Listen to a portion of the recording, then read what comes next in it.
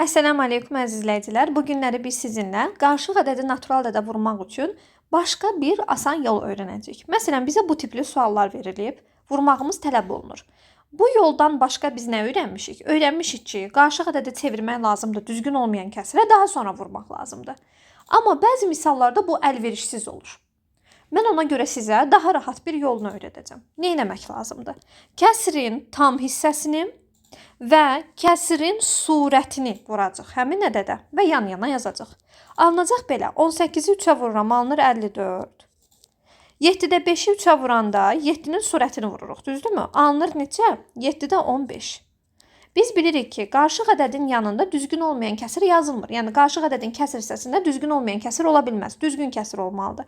Onda bunu düzəltsək, 7-də 15 özü də 2 tam 7-də 1 olduğuna görə 54 ilə həmin o 2 tam toplanacaq. Alınacaq 56 tam 7-də 1. Demək ki, biz 18 tam 7-də 5-i 3-ə vuranda 56 tam 7-də 1 kəsirini alarıq.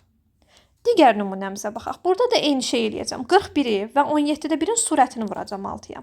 42-ni 6-ya vuranda bizdə alınır 252 tam 17-də 1-i də 6-ya vuranda 6. Bitdi. Alındı 252 tam 17-də 6.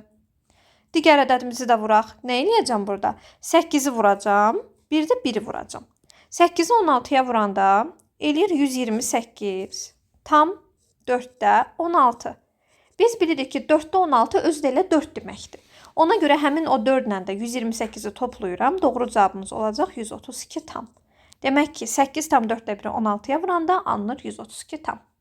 Ümid edirəm ki, video sizin üçün faydalı olmuşdur. Növbəti video izahlarda görüşənədək sağ olun, salamat qalın.